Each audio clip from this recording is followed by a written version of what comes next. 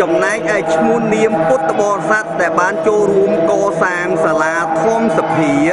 ព្រមទាំងព្រះអង្គស្ពាន់គឺបានចារឹកយ៉ាងច្បាស់នៅទីនេះតែដោយសារឈ្មោះនោះច្រើនពេកខ្ញុំមិនបានអានទេប៉ុន្តែបានសរសេរអស់ហើយ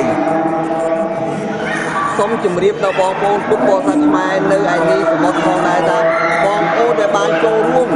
កសាងព្រះអង្គស្ពាន់កសាងសាលាធម្មសភាឥឡូវឈ្មោះនោះក៏បានសរសេរទាំងអស់នៅទីនេះតែដោយសារឈ្មោះនោះវាច្រើនរយអ្នកពេកដូច្នេះខ្ញុំមិនបានអានទេតែបងប្អូនជឿជាក់ចុះថាឈ្មោះពិតជាបានសរសេរយ៉ាងពិតប្រាកដនៅទីនេះ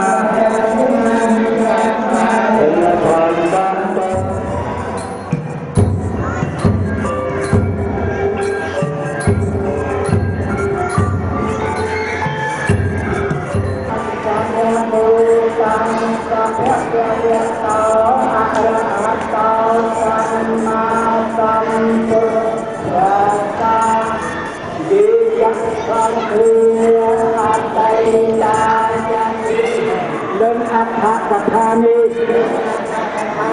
rùa tiếng cầm mặt thọ liên ni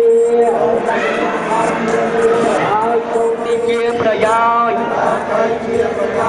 ដល់កិរិយាឬនិមរណាកម្មជាដើមបបិទ្ធព្រះគុណម្ចាស់នៅសាលានេះនៅអដ្ឋកថានេះព្រមទាំងដើម្បីសេចក្តីសុខដល់លោកអ្នកដ៏មានគុណទាំងឡាយពីសន្តានផងដល់ខ្ញុំប្រកាសណាទាំងអស់គ្នាផង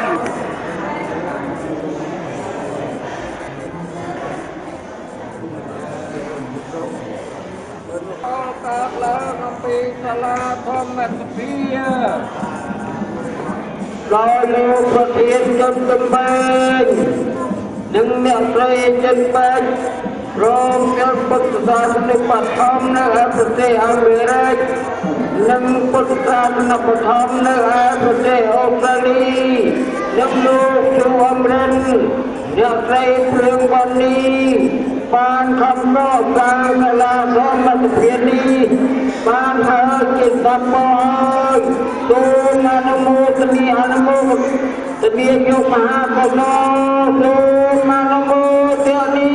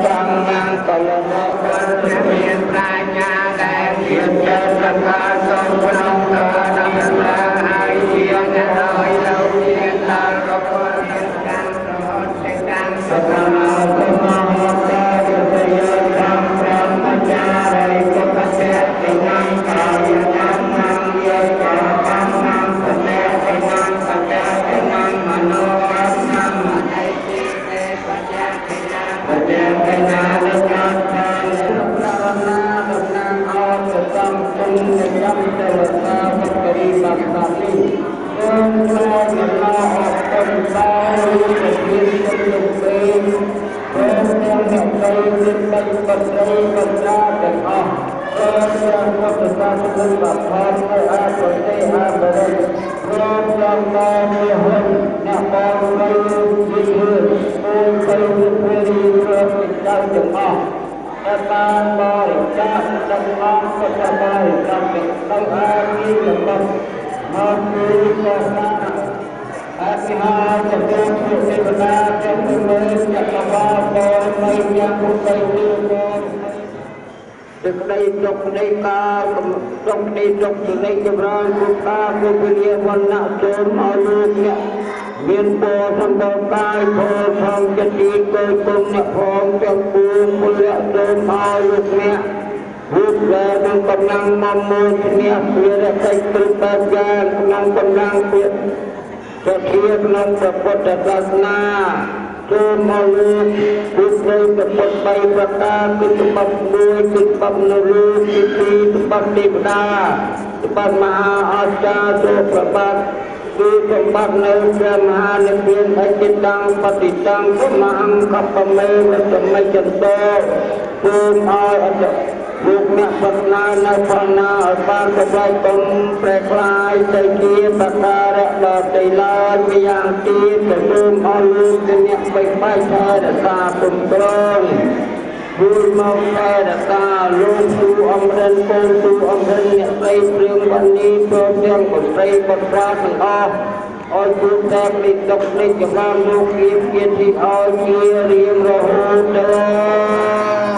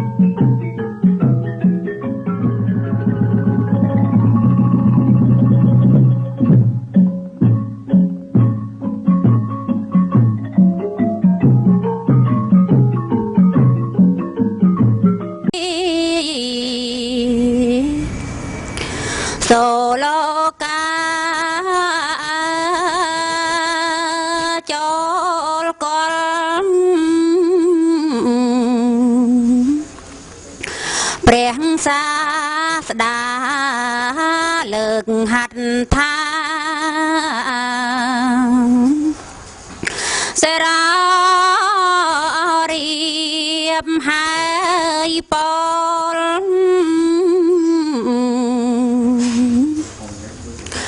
ពាំងទល់ថាសូមព្រះកង្រណា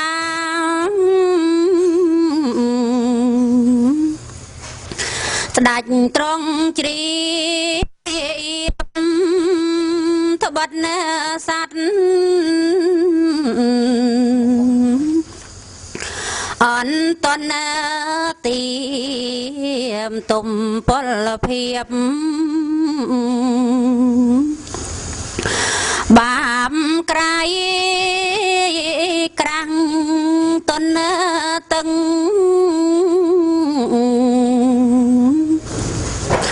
ព្រះធម៌ថ្លៃមាននិញស័យបញ្ច័យច្បាស់អីលើទ្រង់បានត្រាស់ត្រេកអរណាស់ពុំកន់តែសัตว์ខ្លាំងក្រាំងដោយការមិនយល់តាមត្រៃលៀងឡើយអីលើយល់ខ្លាហើយដោយអំណាចព្រះមានបនបានស្ដាប់ទេសនាបញ្ញាថ្លាខ្លាំងលើមុនសូមព្រះដ៏មានបនត្រង់นิ่งមនប្រទេសនាសូមអនុមោទនាស្ដាប់ព្រះធម៌ទេសនាសូមអនុមោទនាមហាបុណ្យកុសលបានគ្រប់និមោតស្សៈភគវតោរតោសម្មាសម្ពុទ្ធស្សៈនិមោតស្សៈភគវតោរតោសម្មាសម្ពុទ្ធស្សៈនិមោតស្សៈភគវតោរតោសម្មាសម្ពុទ្ធស្សៈនិមត្ថុរតនតយស្សៈខ្ញុំព្រះករុណាសូមលើកកំបងអញ្ជលីនមស្ការឧទ្ទិសដៅចំពោះទៅគុណព្រះត្រៃរតន៍គុណកែវទាំង3មានព្រះពុទ្ធព្រះធម៌និងព្រះសង្ឃដោយសេចក្តីគោរពនិងដោយសេចក្តីជ្រះថ្លាសពកាលចឹងជាបន្តបន្ទាប់ក្រោយពីបទនមស្ការពោលជាអាយាចនៈគាថានេះទៅ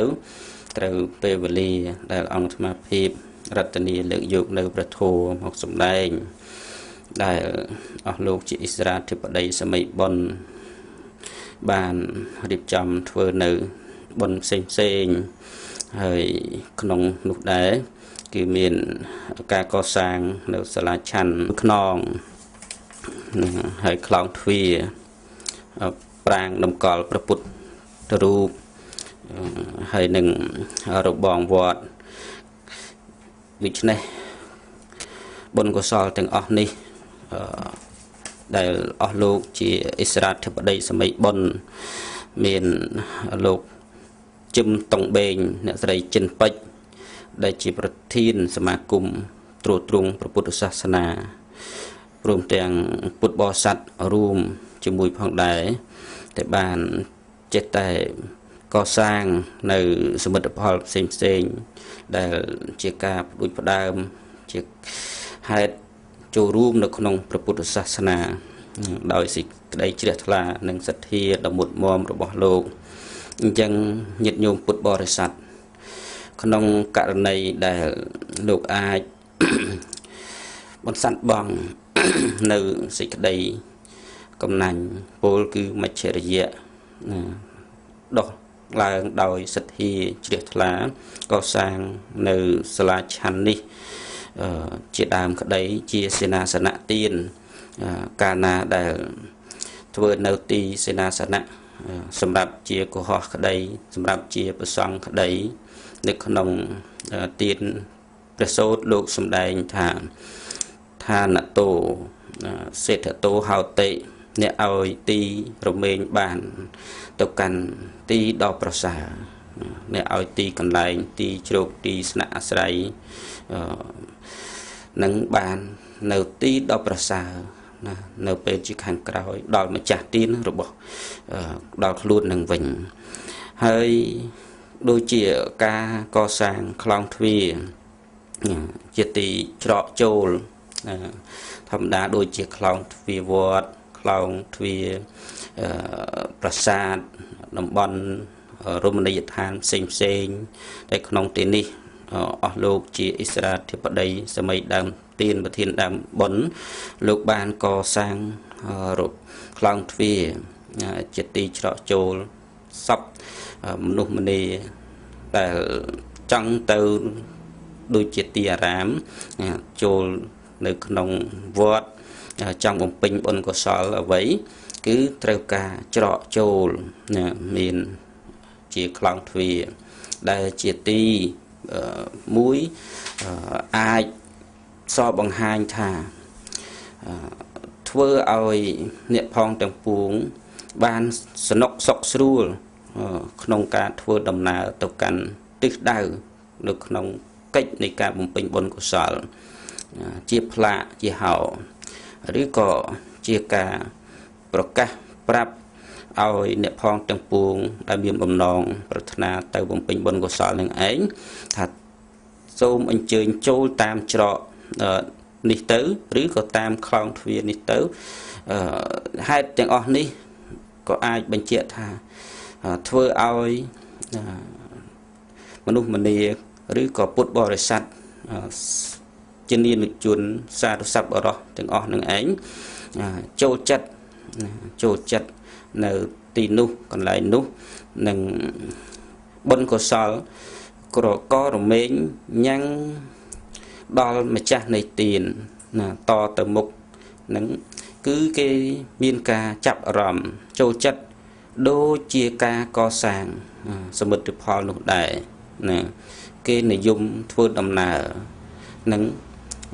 បុណ្យកុសលក៏ជាទីនិយមនៃប្រិយជននៃជនអ្នកមានប្រាជ្ញាទោះជននោះជាជនអាក្រក់ក្តីជនល្អក្តីណាឲ្យតែមានបំណងប្រាថ្នាធ្វើដំណើរទៅតាមច្រកនោះគឺអត់មានទើសទាល់ណាតាមខ្លងទ្វារគឺអត់មានប្រកែកថាទេនេះអញ្ចឹងបុណ្យកុសលនេះអត់មានរើសមុខប្រកាន់បុគ្គលនោះណានីមួយឡើយអញ្ចឹងក៏រមែងញ៉ាំងឲ្យម្ចាស់ដើមទាននឹងឯងជាទីចូលចិត្តនិងជាទីរាប់អានជាមិត្តសម្លាញ់នឹង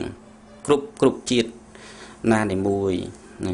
ហើយម្យ៉ាងទៀតដូចជាការកសាងរបងវត្តនេះក៏បញ្ជាក់ឲ្យឃើញថាការកសាងរបងជាទីរក្សានៅទីឋានរក្សានៅភាពអន្តរាយផ្សេងនិងក៏ដើម្បីការពាររារាំងនៅសេចក្តីអាក្រក់គ្រប់បែបយ៉ាងដែលត្រូវកើតមានក៏ជាហេតុការពាររារាំងហើយបុណ្យកុសលរបស់ម្ចាស់ដើមទានប្រធានដើមបុណ្យតទៅមុខអាចជាបុណ្យកុសលមិនជាទីអន្តរាយមិនជាទីអន្តរាយណាទោះបីមានសត្រូវឯណានីមួយមកបៀតបៀនបំណងប្រាថ្នាមកយាយីក៏ដោយអានុភាពបុណ្យកុសលនឹងឯងធ្វើរបងនឹងឯងក៏អាចញ៉ាំងសត្រូវទាំងនោះឲ្យខ្លោបខ្លាចឬក៏ឲ្យបោះវិសជិះចេញឆ្ងាយទៅនឹង ម្យ៉ាងទៀតក៏យើងបញ្ជាក់ឲ្យឃើញថាតួយ៉ាងដូចជាសុខភាពមិនបានដូចជាក្នុងគលានភេសជ្ជៈបច្ច័យជាទីបន្សាត់បងនៅរោគក៏ពិតមែនប៉ុន្តែហេតុដែលជាគ្រឿងអន្តរាយដល់ជនគ្រប់គ្នាដែលអាចជួបប្រទះនៅប៉ះពាល់ឬក៏ជួបប្រទះនៅរឿងជាវិបត្តិណាដោយអ្នកដតីគេបំណងប្រាថ្នាបៀតបៀនក្តីឬក៏ជាបុណ្យកុសលអាចថាជួយខាខាំងរាំងរាមិនឲ្យអន្តរាយដោយបរិស្ថានខាងក្រៅនិងខាងក្នុងណាក៏ជាហេតុរាប់ថាអាចរក្សានៅសុខភាពល្អបរិបូរណ៍ដល់ម្ចាស់នៃទាន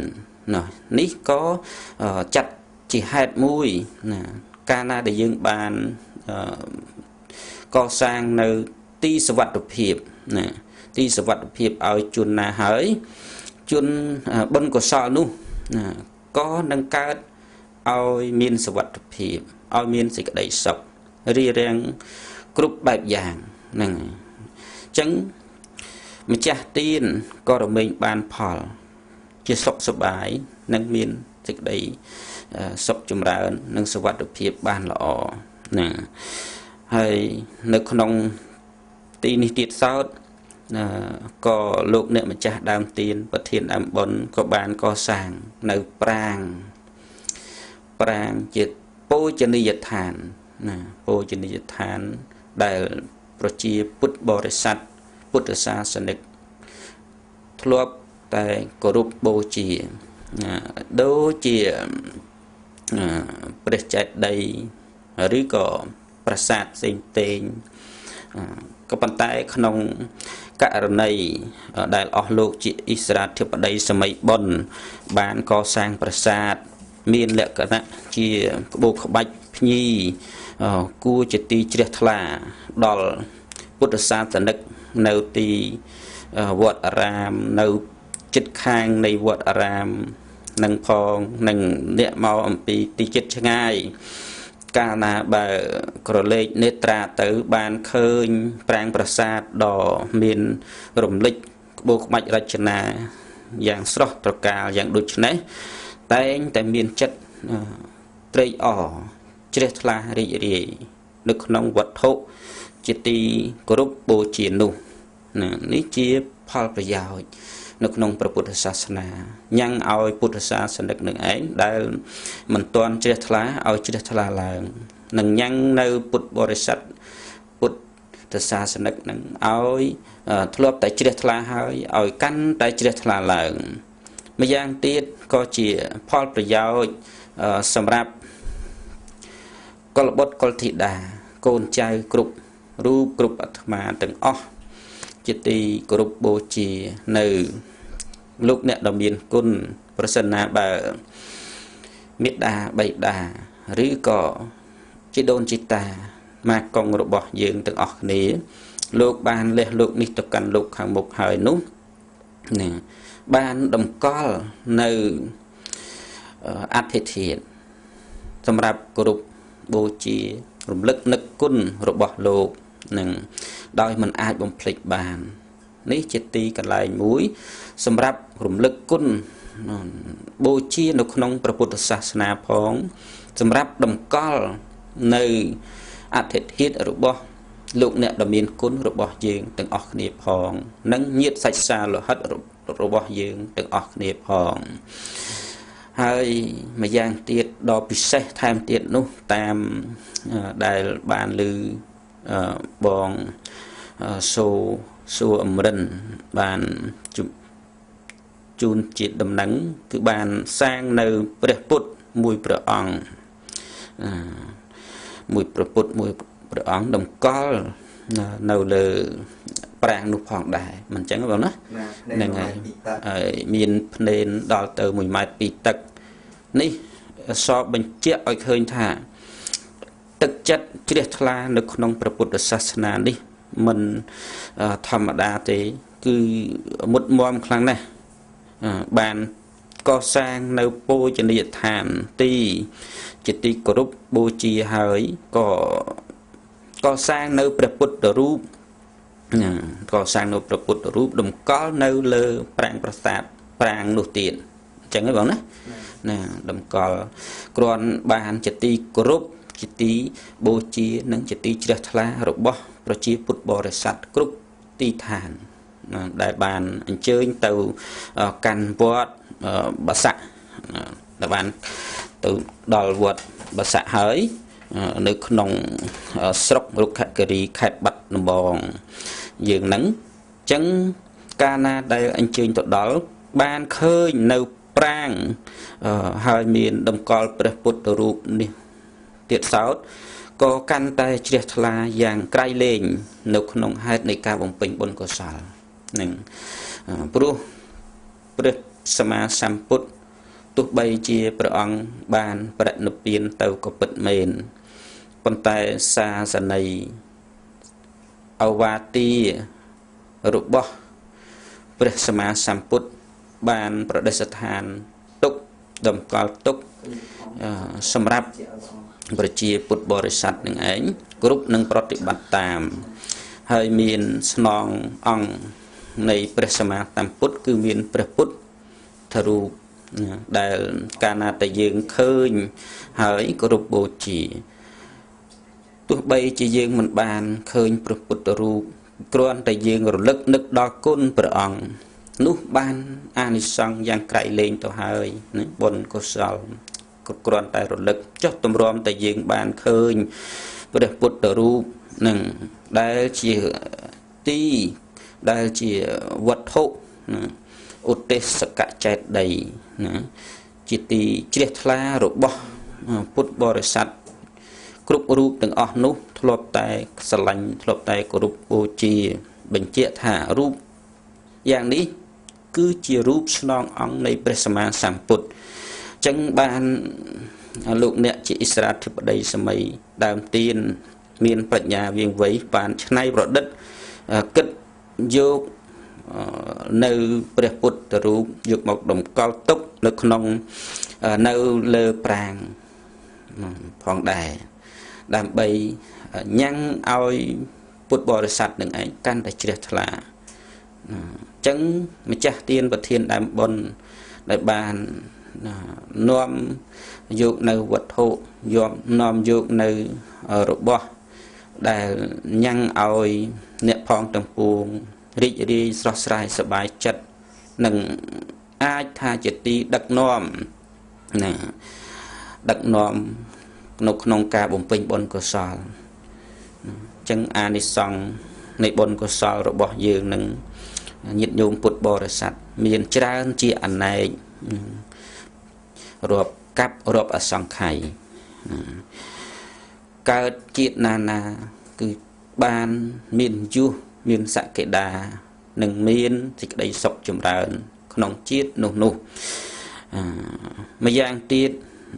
អស់លោកជាម្ចាស់ទានប្រធានដើមបុណ្យគ្រប់រូបទាំងអស់លោកជាប្រធាននៃសមាគមលោកនិងអ្នកស្រីដែលជាប្រធានសមាគមត្រួតត្រងព្រះពុទ្ធសាសនាព្រមមួយលើដោយពុទ្ធបរិស័ទបានចូលរួមនោះក៏មានការកសាងដងទង់ព្រះពុទ្ធសាសនាដែលជាសក្ខីភាពមួយសម្រាប់ជាទីដាស់តឿនក្រើនរំលឹកដល់ពុទ្ធបរិស័ទទាំងអស់ជាទឹកចិត្តដ៏ថ្លាថ្លៃរបស់អស់លោកគ្រប់រូបទាំងអស់ដែលចូលរួមជួយលើកស្ទួយខឿនវប្បធម៌ព្រះពុទ្ធសាសនាឲ្យបានថ្កុំថ្កើងរុងរឿងហាក់បីដូចជាលើកនៅដងទង់នឹងអញ្ចឹងធម្មតាជាតិណាក៏បានខ្ពង់ខ្ពស់ប្រសើរថ្លៃថ្លាដោយដែលញាតិញោមពុទ្ធបរិស័ទបានលើកឡើងនៅដងទង់នឹងឲ្យខ្ពង់ខ្ពស់ឲ្យត្រដែតត្រដឹមឡើងអញ្ចឹងគ្រប់ជាតិនានាជាតិណាក៏ដោយចុះ រហូតទីបំផុតនៃជាតិបានសម្រេចនៅធัวជួនខ្ពស់រួចចាកផុតទុក្ខផុតនៅសេចក្តីកង្វល់នៅក្នុងវដ្តសង្សារនេះនឹងមានតែអេកន្តរប្រមសុខតែម្យ៉ាងហើយញាតិញោមពុទ្ធបរិស័ទបានរៀបចំរួមគ្នានឹងបំពេញបុណ្យកុសលនៅក្នុងកិច្ចនៃការកសាងសមិទ្ធផលរួមមានព្រះពុទ្ធរូបព្រះពុទ្ធរូបគង់សមាធិអីព្រះពុទ្ធរូបគង់ប្រភ្នែនរហូតដល់ទៅ9អង្គ9អង្គនៅក្រោមខឿនពូនព្រៃដែលរូបកសាងឡើងនៅក្រោមខឿននៃពោធិព្រឹក្សតម្កល់ព្រះពុទ្ធរូបមានញោមជឹមតង់បេងអ្នកស្រីចិនពេជ្ររហូតដល់បងដែលជាអ្នកទទួលចាត់ចែងបានរៀបចំហាក់ដូចជាមានការឆ្លៀសវៃព្រមទាំងពុទ្ធបរិស័ទប្រុសស្រីនៅឯសហរដ្ឋអាមេរិកក្តីក៏បានចូលរួមយ៉ាងសកម្មនឹងnên រហូតដល់1ម៉ែត្រពីទឹកមាន9អង្គនៅអមតាមខឿនពោធិព្រឹក្សនឹងអញ្ចឹងក្នុងការដាក់រង្វង់ជុំវិញខឿនព្រះពោធិព្រឹក្សក៏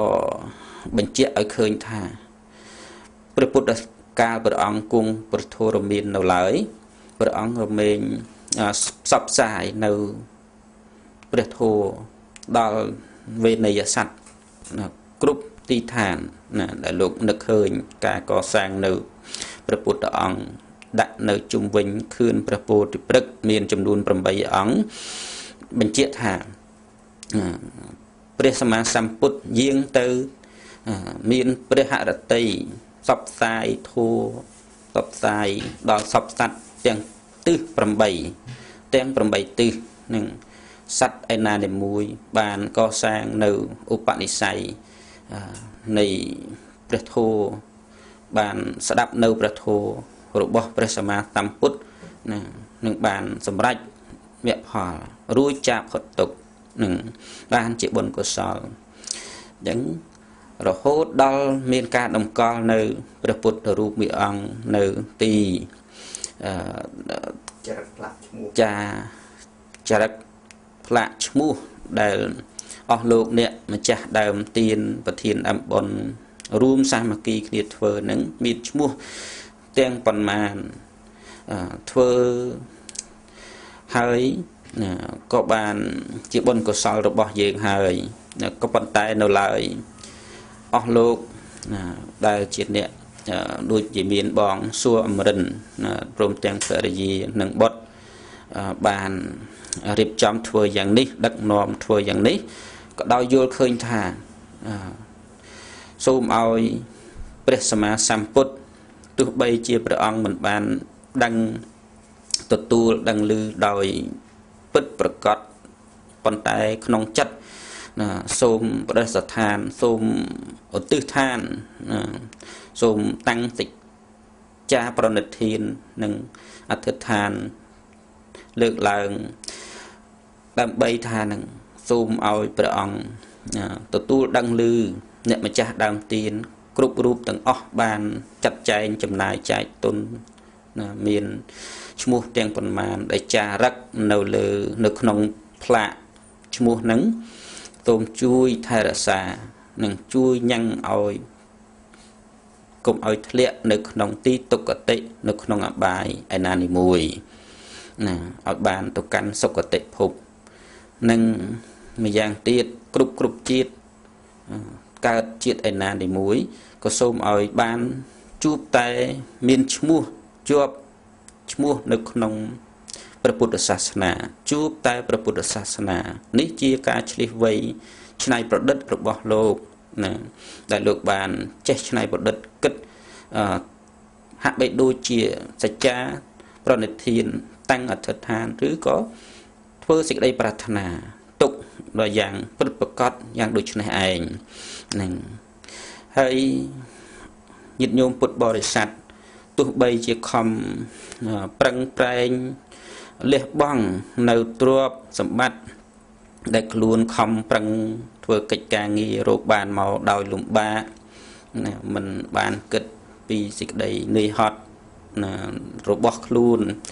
ទោះបីជាមានភាពខ្វះខាតក៏ដោយចោះក៏ប៉ុន្តែ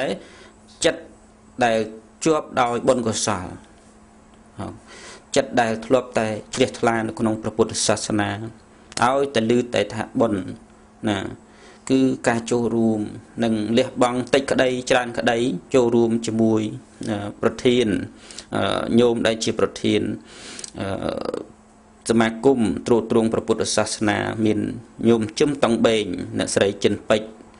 ព្រមទាំងបុត្រណាគឺកាលណាដែលឮដំណឹងបុណ្យកុសលពាក់ព័ន្ធនឹងសមាគមនេះហើយមានចិត្តជ្រះថ្លាលះបង់ទោះបីតិចក្តីច្រើនក្តីក៏ចូលរួមណា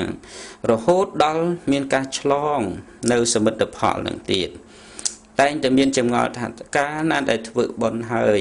ធ្វើការកសាងអ្វីនីមួយហើយសមិទ្ធផលដែលបានកសាងកើតឡើងហើយមិនបានឆ្លងណាមានពាក្យចចាមរាមពាក្យពីខាងដើមមកធ្លាប់ឮថាកើតជាសត្វតកែណាមិនបានឆ្លងនឹងមិនបានធ្វើបុណ្យឆ្លងមិនបានវេថ្វាយប្រគេនសង្ឃណាកើតទៅជាសត្វតកែកើតទៅជាសត្វជីងចក់នៅនឹងដែលយើងស្លាប់ទៅកើតជាយ៉ាងនោះអញ្ចឹងតាមហឫទ័យតាមទឹកចិត្តនៃញាតិញោមពុទ្ធបរិស័ទណាគឺលះបង់ដាច់ស្រេចណាដោយទឹកចិត្តជ្រះថ្លាធ្វើបុណ្យកុសលគឺអត់មានជាប់ដោយមច្ឆរិយពលគឺសេចក្តីកំណាញ់នោះទេតាមយើងគុណគិតមើលទៅគឺគាត់លះបង់នៅសេចក្តីកំណាញ់ដែលដក់ជាប់នៅក្នុងចិត្តទើបគាត់លះធ្វើជាទានចាត់ចែងធ្វើជាទានកសាងនៅសមិទ្ធផលនេះឲ្យកើតឡើងណាហើយម្យ៉ាងទៀតពាក្យទាំងនេះក៏ជាការមិនត្រឹមត្រូវមួយដែរដែលថាយើងធ្វើបុណ្យកុសលធ្វើបុណ្យកុសលដូចជាការកសាងកុដិក្តីកសាងសាលាក្តីណាបើយើង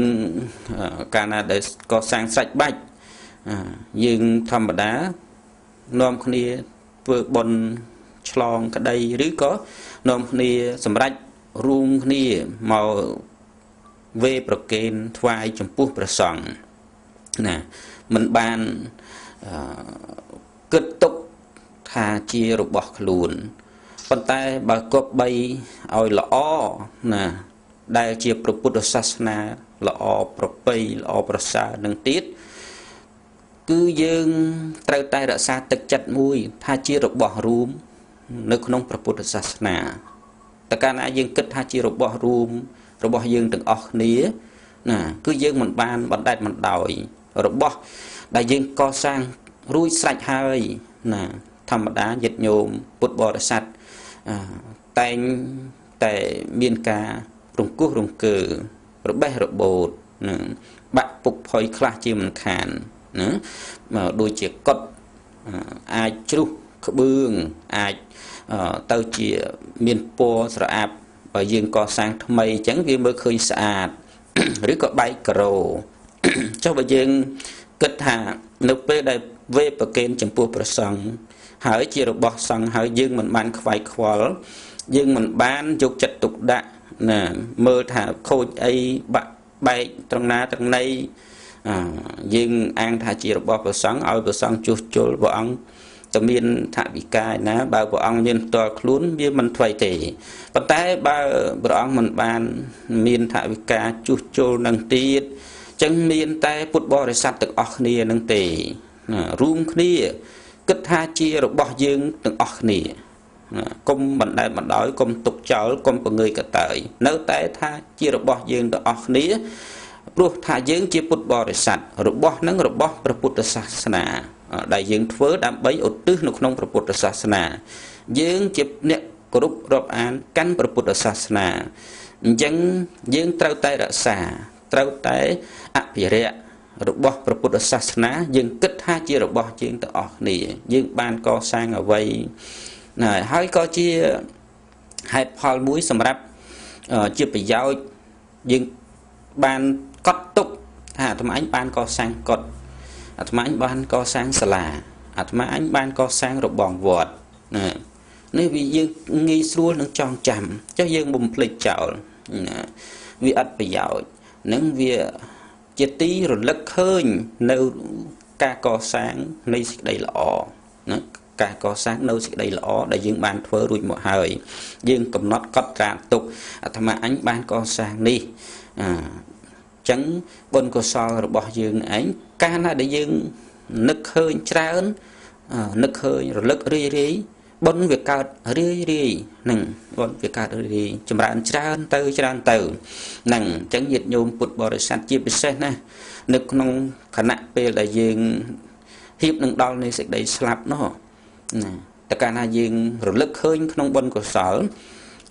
រលឹកឃើញរឿងល្អអាត្មាអញបានកសាងកត់បានកសាងសាលាបានកសាងខ្លោងទ្វារនឹងរីករាយសប្បាយចិត្តនៅពេលដែលផុតដង្ហើមលះនៅអត្តភាពអំពីមនុស្សនេះទៅនេះកតិជីវនចិត្តដំណើរនៃការចុតិបដិសន្ធិប្រកបណាស់នឹងទៅកើតនៅក្នុងសុគតិភពណាជាផលប្រយោជន៍មួយដែលយើងជាប់ចិត្តថាយើងជាម្ចាស់នៃរបស់ព្រោះរបស់ជារបស់តម្កល់ទុកនៅក្នុងព្រះពុទ្ធសាសនាព្រះពុទ្ធសាសនាជាទីគោរពជារបស់យើងទាំងអស់គ្នាអញ្ចឹងសមិទ្ធផលគ្រប់បែបយ៉ាងដែលយើងបានសាងហើយហាក់បីដូចជារបស់យើងទាំងអស់គ្នាដដែលយើងមិនបានបោះបង់ចោលណាគឺយើងមានការយកចិត្តទុកដាក់មើលថែធូននេះប្រយោជន៍ណាដែលយើងចេះតែនាំគ្នាពង្រីកកតើយអាងដែលថាបានកសាងហើយឆ្លងរួចហើយវេប្រកេនចំពោះព្រះសង្ឃហើយណាយើងមិនចាំបាច់ទៅខ្វាយខ្វល់យកចិត្តទុកដាក់ទៅគិតគូរអីទៀតទេនឹងជារឿងរបស់សង្ឃនោះហាក់ដូចជាខ្វះចន្លោះនេះតាមអាត្មាវិនិច្ឆ័យគិតឆ្នៃទៅនឹងវិភាគឲ្យមែនទែនទៅឃើញថាមានភាពខ្វះចន្លោះសូម្បីតែនៅក្នុងសម័យពុទ្ធកាលក៏យ៉ាងដូចនោះដែរនាងវិសាខាកាលណាតែកសាងអ្វីមួយគឺចេះតែមានការយកចិត្តទុកដាក់មើលថែឬក៏អនាថបណ្ឌិកសេដ្ឋីទៅគិតគូរមើល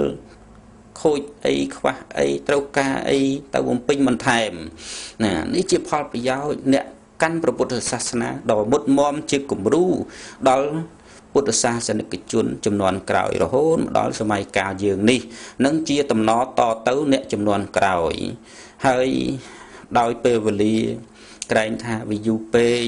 ចឹងមិនបានវេកញែកឲ្យបានវែងឆ្ងាយទៅទៀតក៏សូមលើកយកនៅពុទ្ធលាទិដ្ឋានដ៏ខ្លីមកបញ្ជាក់មានជាតួយ៉ាងដូចរឿងនន្តឧបាសកជាដើមចោះអ្នកបានកសាងនៅសមិទ្ធផលនៅក្នុងសម័យនៃពុទ្ធកាលណាហ្នឹងមួយមុនពេលដែលគាត់មិនទាន់ស្លាប់ផងនោះគាត់មិនទាន់នឹងអស់អាយុអំពី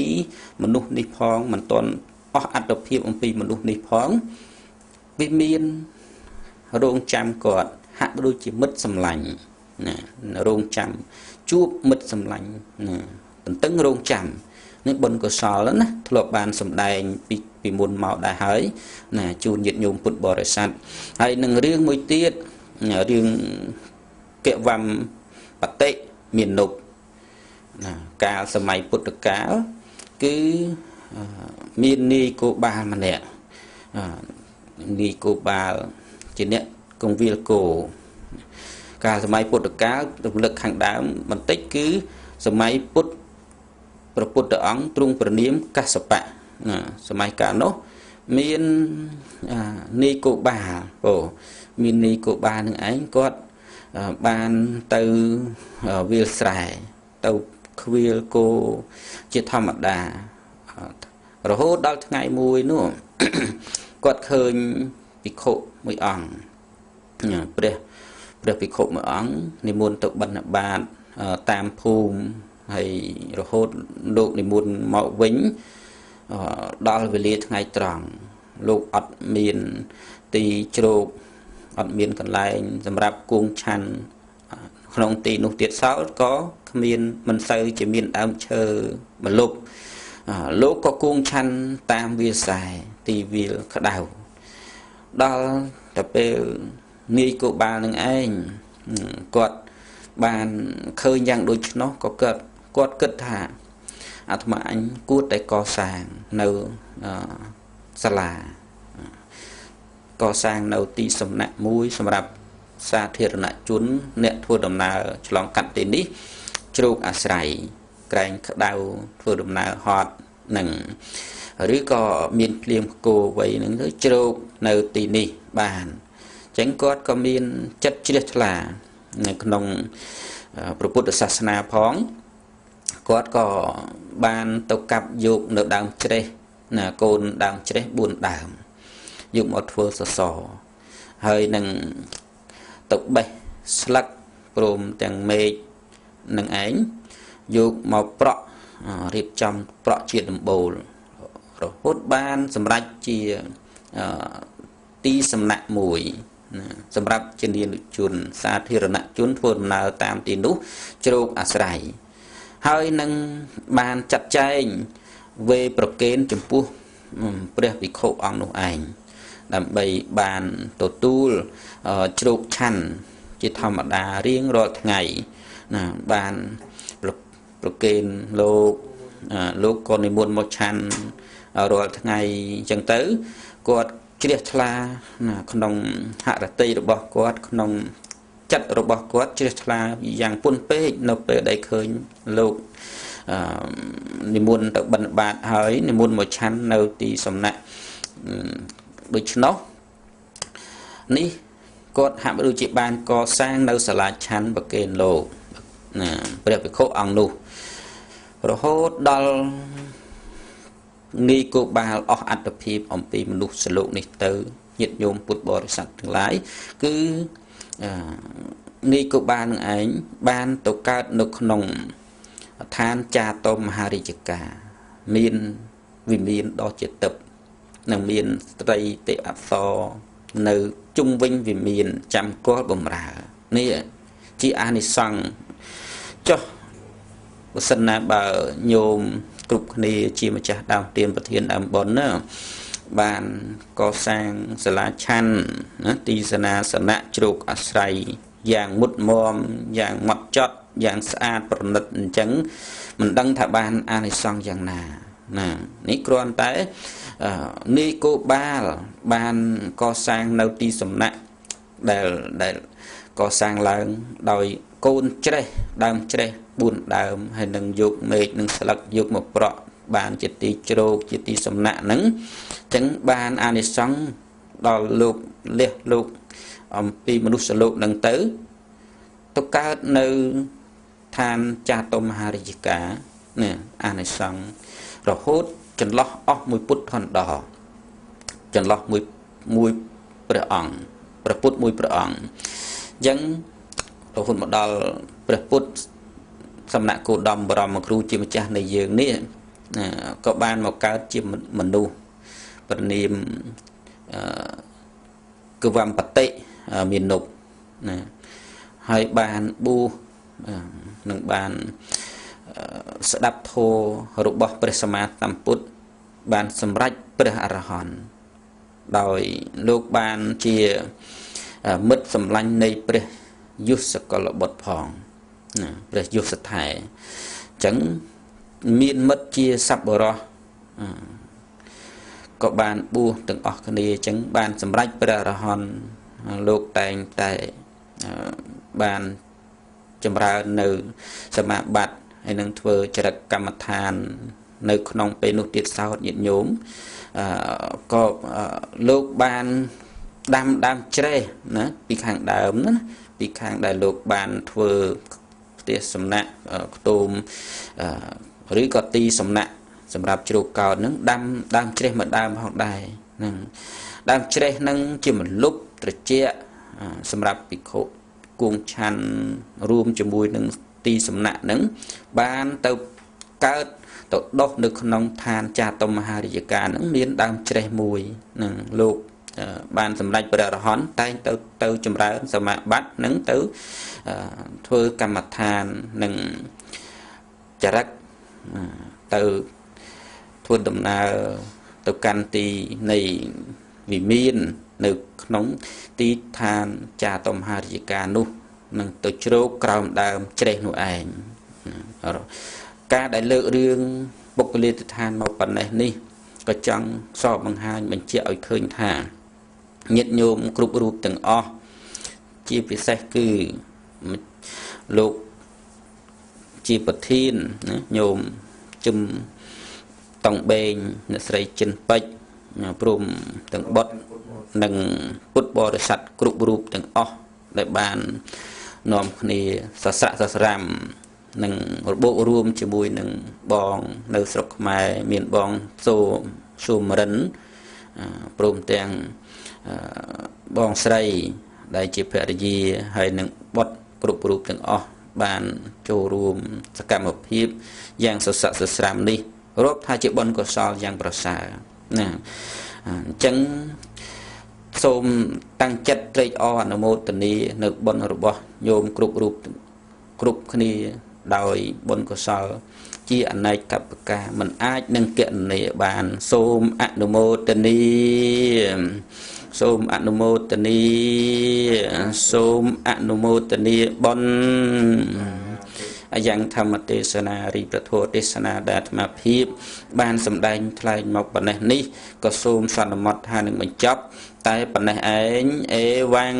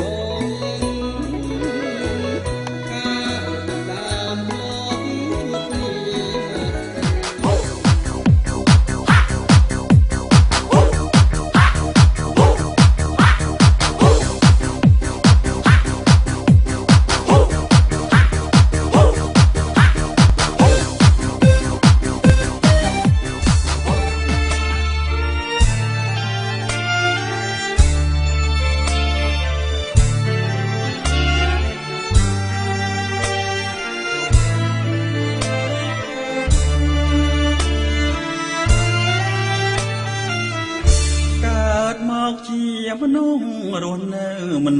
ទៀងមិនអាចគិតព្រៀង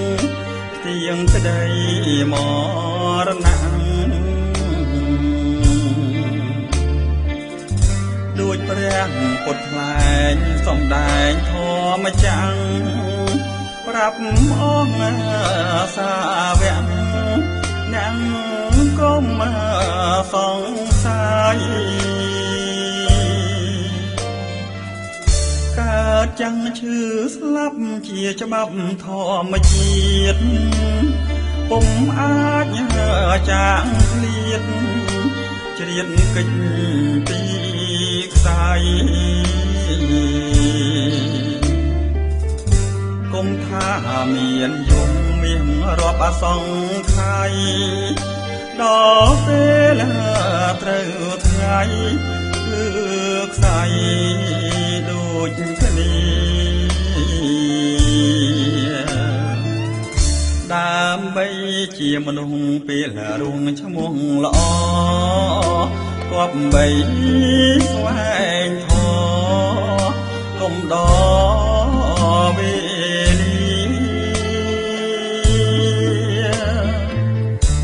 យកធម៌ព្រះពុទ្ធកំណត់មាគីគ្មានគេផ្ដន់ទីលងគ្រី មរណៈកុំរួងឥតប្រយោជន៍អាសោចទាំងរួងខ្លួនមានប្រាំងយងតែឈ្មោះអបបលាំងសាងតែបាបកម្មត្រាំអាសាវាំងបងកងអើយឧបសគ្គដល់អ្នកស្លូតត្រង់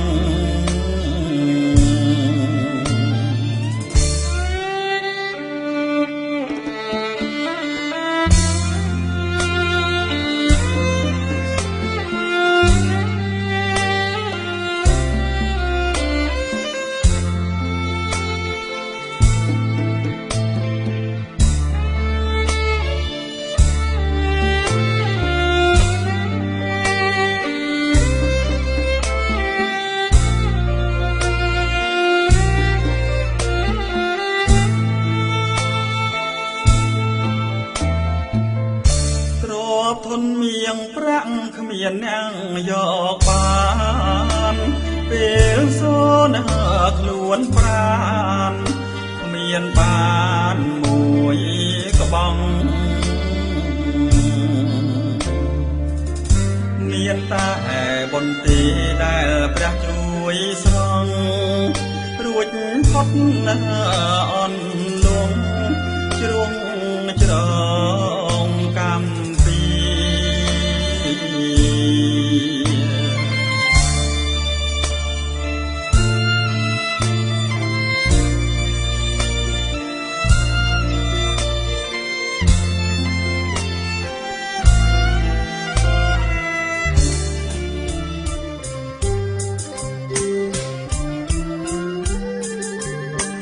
ព្រះពុទ្ធដីកាស្ថាបនា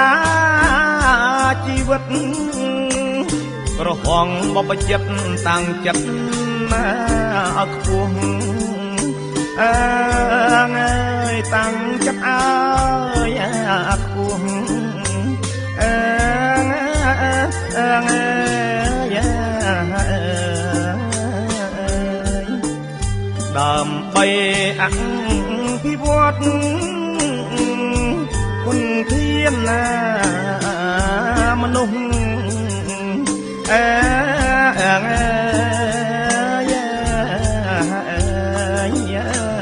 ពុទ្ធិកំពុងឈ្មោះអរិយជន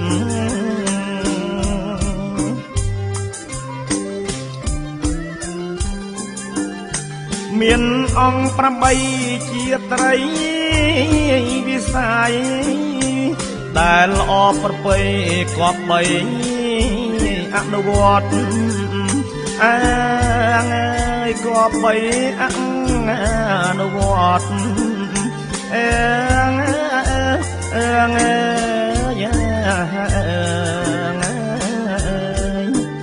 មួយមានប្រាជ្ញាឬថ្លាមត់ណាចត់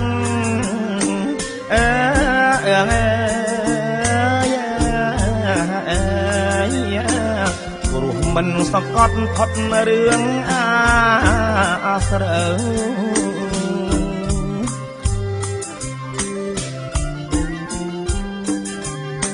សម្មាសង្កបៈដំណាំងទីពីគ្រប់វិនាទីសំភីផ្លូវត្រូវអើយសំភីផ្លូវត្រូវ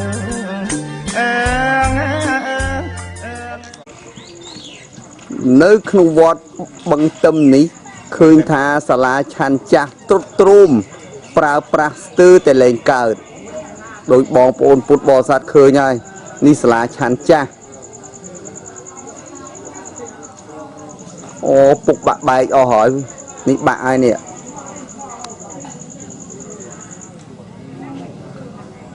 ពុកបាក់បែកអស់ហើយ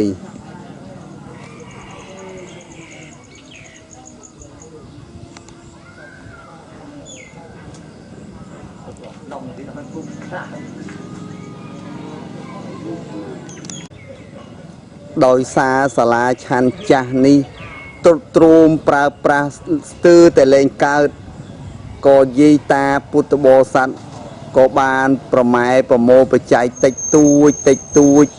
នាំគ្នាកសាងសាលាឆាន់ថ្មីមួយទៀត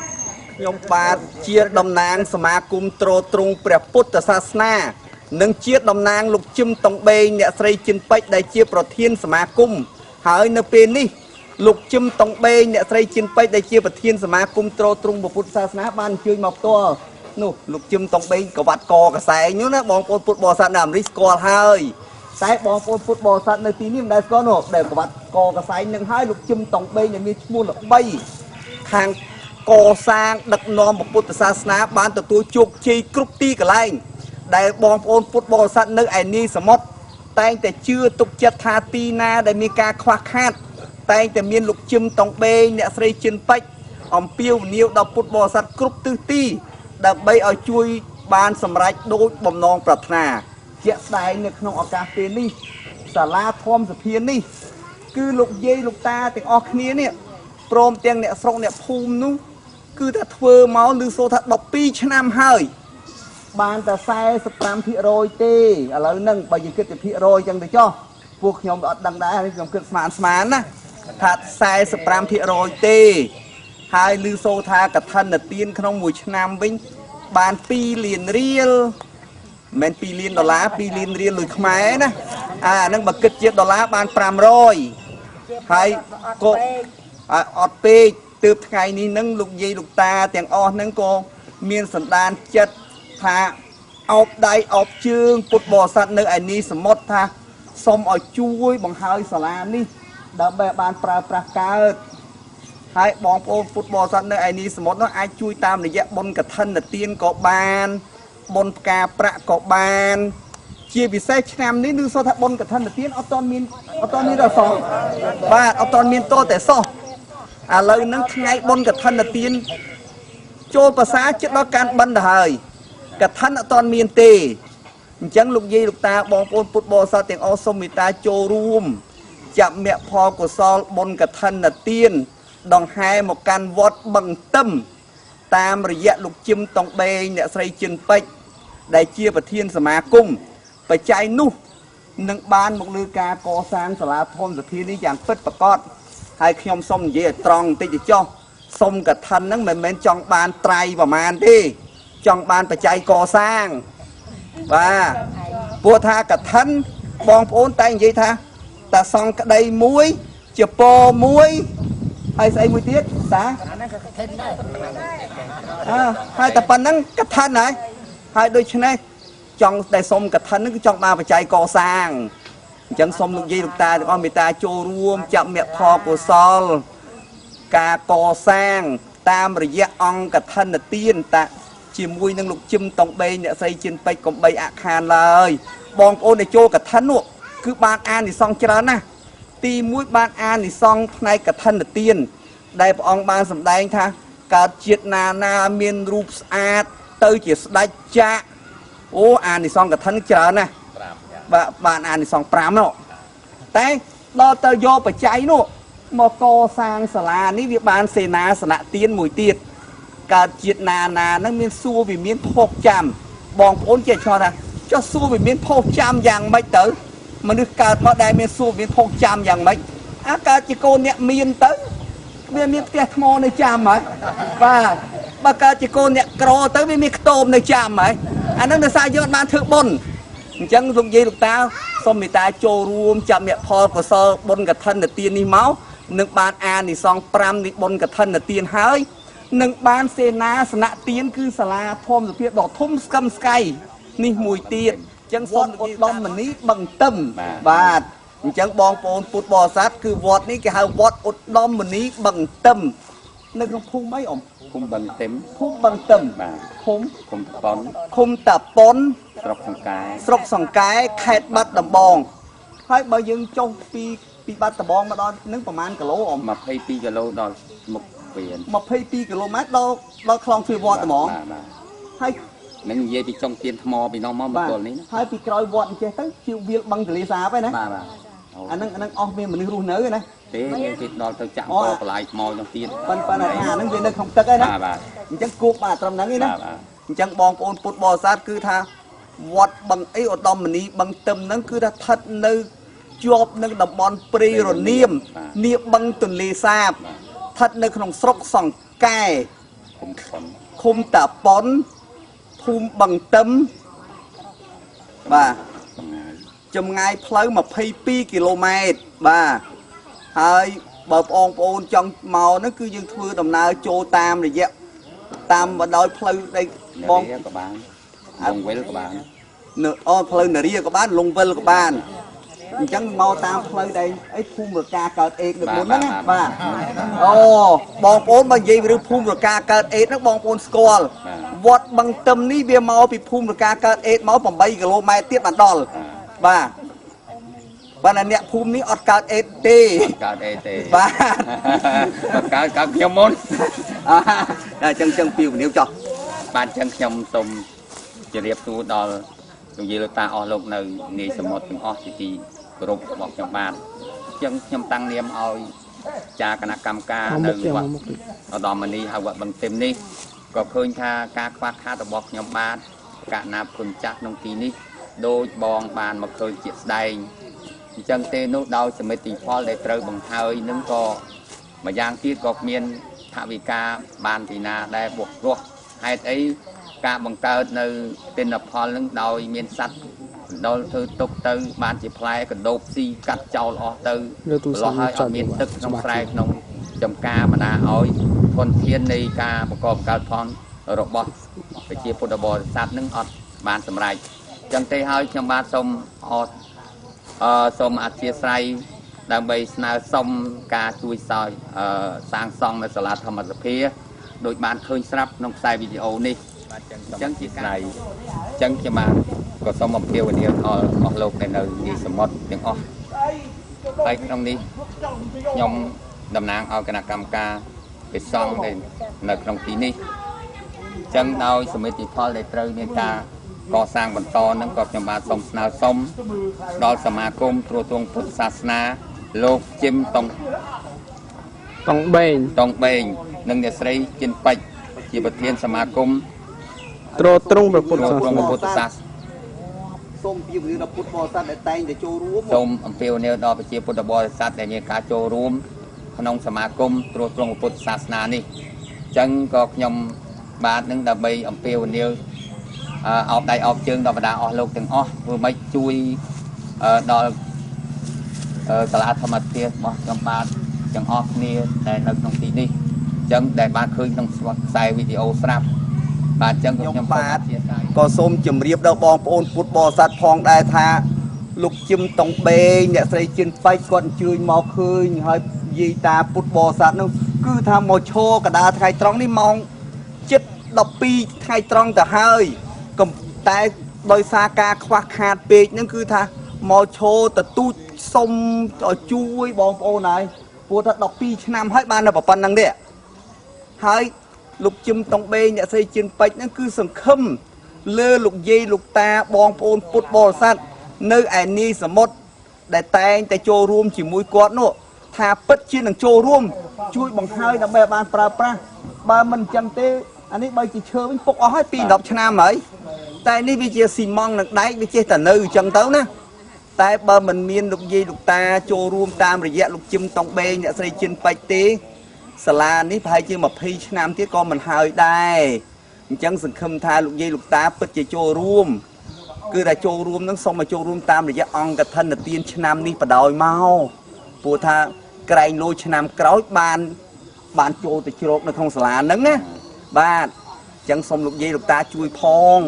ឥឡូវលោកប្រធានជឹមតុងបេងអ្នកស្រីជិនពេជ្រហ្នឹងគាត់មានសទ្ធាហើយតែគាត់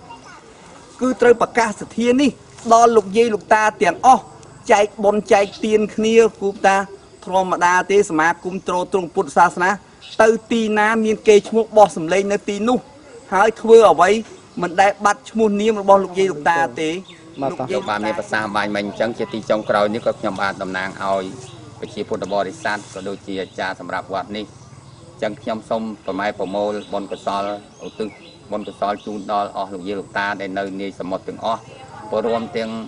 ពុទ្ធបរិស័ទដែលមានសទ្ធាជ្រះថ្លានឹងក៏សូមឲ្យបានចំណែកបុណ្យហើយម្យ៉ាងមួយទៀតក៏សូមឲ្យទេវតាឆ្នាំថ្មីជួយតាមថែរក្សាបីបាច់រក្សាអស់លោកកុំឲ្យមានរោគមានគ្រាជាធិមេរណៈយឺតបានឡើយម្យ៉ាងមួយទៀតក៏សូមឲ្យរស់ស៊ីមានបានកើតកាលវាគុំជាតិជុំសុខដុមរមនាក្នុងក្រុមគ្រួសារតូចធំយ៉ាងណាក៏សូមឲ្យបានសម្រេចដូចសេចក្តីប្រាថ្នាសូមអនុមោទនាសូមអរគុណចឹងណាចឹងអាត្មាសូមចម្រើនពរសូមអំពាវនាវទៅដល់ពុទ្ធបរិស័ទដែលនៅដីសមុទ្រអញ្ចឹងសូមឲ្យបងប្អូនពុទ្ធបរិស័ទសន្តិវសូមឲ្យជួយអាត្មាដែលថាសាលាធម្មសភានេះធ្វើកន្លងវិឆ្នាំមកទៅហើយមិនចេះរួចតែបងប្អូននៅស្រុកភូមិនេះគាត់ធ្វើអីក៏មិនកើតស្រែក៏បខូចស្រែដាក់អីបខូចនឹងមកឲ្យគឺថាធ្វើអីក៏មិនជឿនលឿនឥឡូវមានពឹងតែបងប្អូនពុទ្ធបរិស័ទនៅប្រទេសក្រៅសូមឲ្យបងប្អូនជួយមកដល់វត្តបឹងទឹមវត្តបឹងទឹមរុកសង្កែឃុំតប៉ុនហ្នឹងក៏សូមតាមខ្សែរយៈបងជឹមតង់បេងដែលគាត់មកបានចុះមកឃើញផ្ទាល់ហើយដូចជាបងប្អូនពុទ្ធបរិស័ទនៅនោះឃើញគាត់ហើយគាត់ចុះមកផ្ទាល់គាត់ឃើញផ្ទាល់ហើយអញ្ចឹងដែលបានគាត់ពំពាកឃើញជារូបរាងរបស់គាត់ដែលគាត់ចុះមកផ្ទាល់ហើយក៏បងប្អូននៅនោះក៏ឃើញផ្ទាល់ហើយដែលជាសាលានេះវាសល់វា 40% ឡើងទៅលើទៀតអញ្ចឹងសូមឲ្យបងប្អូនពុទ្ធបរិស័ទនៅនឹងក៏បានជួយឲ្យរួចជាស្ថាពរហ្នឹងអញ្ចឹងក៏អាត្មាសូមជូនពរទៅដល់បងប្អូនកូនចៅដែលនៅប្រទេសក្រៅក៏សូមឲ្យសុខរីកចម្រើនគឺអាយុវណ្ណៈសុខៈពលៈភេទ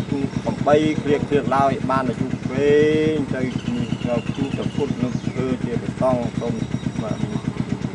កម្ដៅធម៌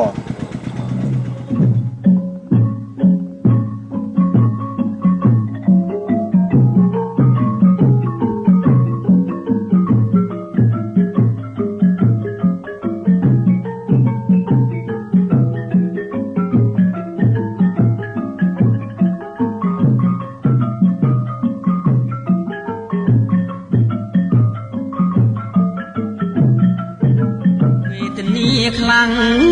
ណាស់លើកដៃសំព្រះឃ្លានណាំងម្ចាំងថ្លៃ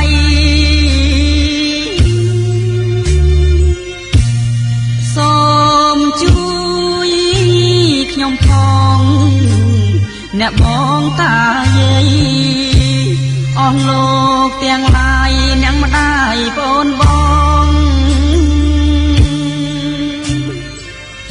ខ្ញុំឃ្លានខ្លាំងណាស់ណាមកចាំងថ្លៃអើយសូមកុំប្រងអើយជួយខ្ញុំនេះផង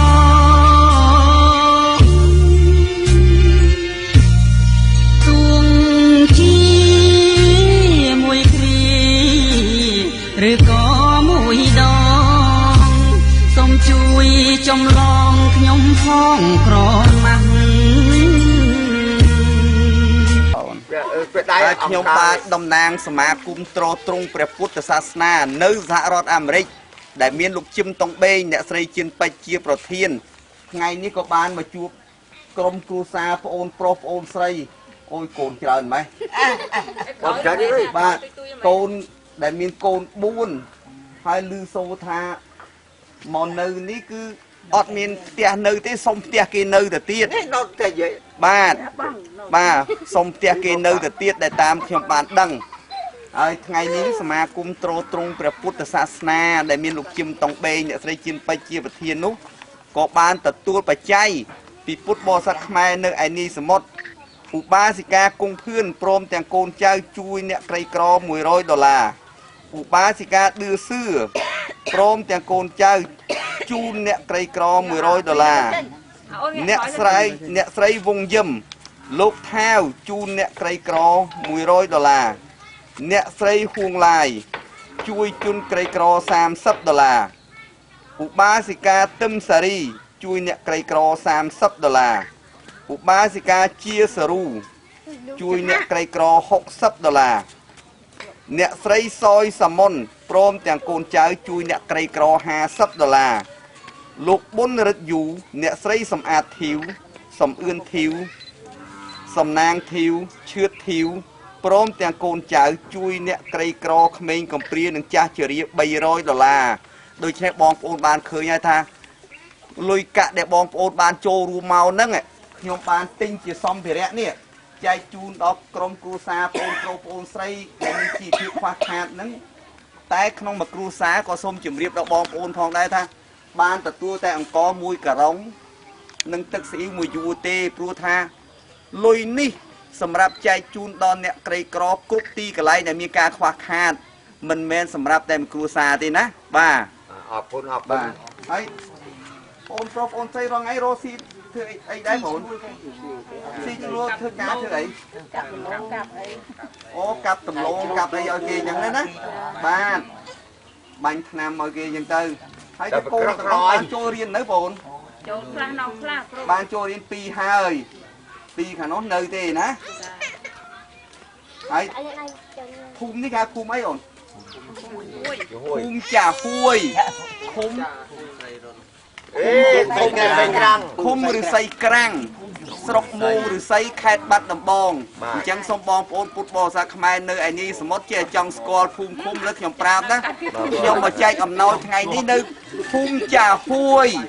ឃុំឫស្សីក្រាំងស្រុកមូឫស្សីខេត្តបាត់ដំបងដែលមានចម្ងាយប្រមាណគីឡូម៉ែត្រពីទីវងស្រុកមូឫស្សីពីម៉ោងមក21ដល់19ដល់រាជធានីពីរាជធានីយើងនេះ3គីឡូទៀត22គីឡូម៉ែត្របាទដែលមានចម្ងាយផ្លូវ22គីឡូម៉ែត្រពីទីរួមស្រុកមូឫស្សីបាទឥឡូវនេះឃើញថាខ្ញុំបានចុះមកដល់ភូមិអ្នកស្រុកផ្ទះអ្នកស្រុកដែលមានជីវភាពក្រខ្សត់ខ្វះខាតយ៉ាងពិតប្រាកដហើយចូលរាល់ថ្ងៃនៅអង្គប្រមាណបាវទៀតនៅផ្ទះអត់មានទេបានទិញស៊ីទៅបាទហើយចុះប្រប៉ុណ្ណឹងហូបបានប្រមាណថ្ងៃទៅបាទបបផឹកបងឯងទៅអត់ហើយបាទអត់ទៅទីឈ្មោះទេដល់បានទិញហូបបាទណាអញ្ចឹងសុបាយចិត្តទេបានទទួលអំណោយច្រើនអញ្ចឹងសុបាយណាបើដែលបងប្អូននៅសហរដ្ឋអាមេរិកដែលបានឧបត្ថម្ភជាអង្គដែលខ្ញុំខ្វះខាតនេះសូមជូនពរឲ្យអ៊ំនិងបងស្រីបានអាយុវែងដែលសុខដែលចម្រើនហើយបងប្អូនពុទ្ធបរិស័ទខ្មែរនៅឯនេះសមុទ្រឃើញថាគ្នានេះកូនច្រើនគ្មានផ្ទះសម្បែងចុះឥឡូវខ្ញុំសួរដូចជាឆោតទៅវិញបើមានពុទ្ធបរិស័ទនឹងគេជួយ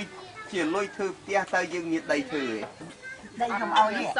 អូបើដីអាចសុំគេនៅបាននៅមួយខ្ញុំសុំគេហ្នឹងគេឲ្យរហូតឬក៏គេដេញចេញវិញមើលនិយាយគ្នាឲ្យច្បាស់ម្ដងបាទមិនទាន់ទីនិយាយឲ្យអូបើដីគាត់ទៅសុំគេធ្វើផ្ទះនៅបានណាអានេះបើមានពុទ្ធបរិស័ទណាមានសទ្ធាតែប្រុងជួយណាបាទឃើញតែគ្នានេះអត់ណាស់បងប្អូនឥឡូវនេះកូននៅរមួយគឺថាអត់ទ្រពអត់ដីអត់ផ្ទះសម្បែងតែសម្បត្តិមនុស្សសម្បូរបងប្អូនអញ្ចឹងក៏សូមជូនពរដល់បងប្អូនពុទ្ធបរិស័ទខ្មែររស់នៅឯនេះសមុទ្រសូមជួបប្រទះតែសេចក្តីសុខចម្រើនគ្រប់គ្នាទៅណាវេទនាខ្លាំងណាស់លើកដៃសំភាំងឃ្លានណាំងម្ចាំងថ្លៃ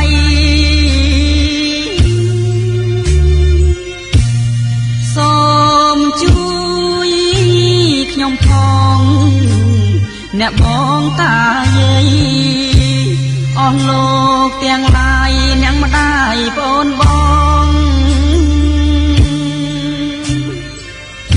ខ្ញុំឃ្លានខ្លាំងខ្ញុំបាទតំណាងសមាគមទ្រទ្រង់ព្រះពុទ្ធសាសនានៅសហរដ្ឋអាមេរិកដែលមានលោកជឹមតុងបេងអ្នកស្រីជិនពេជ្រជាប្រធានក៏បាននាំយកអំណោយមកចែកជូនដល់ក្រុមគ្រួសារដែលមានជីវភាពខ្វះខាត ដូចបងប្អូននៅសហរដ្ឋអាមេរិកឃើញហើយថាផ្ទះសបាយគ្នាបងប្អូនហើយមិនជាបើបីនឹងមើលទេយើងមើលណានៅក្នុងរូបភាពនេះហើយខ្ញុំបានទទួលដំណឹងនេះពីអ្នកស្រុកអ្នកភូមិដែលបានឲ្យដំណឹងខ្ញុំថាគាត់នឹងក្រណាស់បាទហើយឈ្មោះនាមរបស់បងប្អូនពុទ្ធបរិស័ទដែលបានចូលបច្ច័យតាមរយៈសមាគមទ្រទ្រង់ព្រះពុទ្ធសាសនាដែលមានលោកជឹមតុងបេងអ្នកស្រីជឿនពេជ្រជាប្រធាននោះគឺថាគាត់មានចូលហូហែគ្នាគាត់នេះច្រើនដែរនាមពុទ្ធបរិស័ទដែលបានចូលបច្ច័យសម្រាប់ការចែកជាទានដល់ជនចាស់ជរាក្មេងកំព្រាអ្នកក្រខ្សត់មានដូចតទៅនេះឧបាសិកាគង់ខឿនព្រមទាំងកូនចៅជួយជនក្រីក្រ$100ឧបាសិកាដឿសឿនិងកូនចៅជួយជនក្រីក្រ$100អ្នកស្រីវងយឹមនិងលោកខាវជួយជនក្រីក្រ$100អ្នកស្រីហ៊ុងឡាយជួយជនក្រីក្រ$30ឧបាសិកាទឹមសារីជួយជនក្រីក្រ$30ឧបាសិកាជាសរូជួយជនក្រីក្រ$60អ្នកស្រីសយសាមុនព្រមទាំងកូនចៅជួយជនក្រីក្រ$50លោកប៊ុនរិទ្ធយូអ្នកស្រីសំអាតធីវសំអឿនធីវសំណាងធីវឈឿតធីវព្រមទាំងកូនចៅជួយជនក្រីក្រចាស់ជរានិងក្មេងកំព្រា$300យើងឃើញថាគាត់មានសទ្ធានឹងច្រើនសម្រាប់ជួយជនក្រីក្រតែសទ្ធានេះខ្ញុំសូមជម្រាបដល់បងប្រុសបងស្រីព្រមទាំងបងប្អូននៅទីថាមិនមែនសម្រាប់តែមួយគ្រួសារទេណាបងណាគឺសម្រាប់ចែកជូនគ្រប់គ្រួសារទាំងអស់គឺក្នុងមួយគ្រួសារចែកលេខទៅបានតែទឹកត្រីមួយយួរ6ដបនិងអង្ករ1ការ៉ុងនេះបានតែប៉ុណ្្នឹងទេវាជួយបណ្ដោះតល់គ្នាណាបងណាបាទហើយបងប្រុសរាល់ថ្ងៃធ្វើអីដែរបងបងរស់ស៊ីដល់កាប់ដលងស៊ីឈ្នួលគេកាប់ដលងទៅកាប់ដល់ណាទៅបងកាលើកាប់មកម្សិលមិញទៅមកម្សិលមិញហ្នឹងបាទហត់ពេកហើយអាចតើបងរស់ស៊ីទៅកាប់ដលងនេះយើងអាចគ្រប់ក្រុមគ្រួសារគ្រប់ទេបងមិនគ្រប់គ្រងគ្រាន់បាទវាមិនអាចគ្រប់គ្រាន់ទេហើយផ្ទះសំបែងហ្នឹងក៏មិនបានគុតមុតដែរមើលនៅក្នុងរូបភាពនេះបាទហើយភូមិនេះគេហៅភូមិអីបងតាភូមិចាហួយភូមិចាហួយឃុំឫស្សីក្រាំងឃុំឫស្សីក្រាំងស្រុកមោងឫស្សីខេត្តបាត់ដំបងមានចម្ងាយដី22គីឡូម៉ែត្រពីទីរួមស្រុកមោងឫស្សីបាទអញ្ចឹងខ្ញុំបាទតំណាងសមាគមទ្រទ្រង់ពុទ្ធសាសនាសូមជូនអង្គនេះដល់បងណាបងណាបាទទៅអាមេរិកជូនពរពុទ្ធបរិស័ទនៅខាងអាមេរិកត្រេកអរយ៉ាងខ្លាំងក្នុងការជួយអ្នកអត់ដោះអុយអង្គអុយទឹកត្រីនេះអរគុណច្រើនណាបាទសាធុវេទនាខ្លាំងណាស់លើកដៃសំពាំងឃ្លានណាំងម្ចាំងថ្លៃ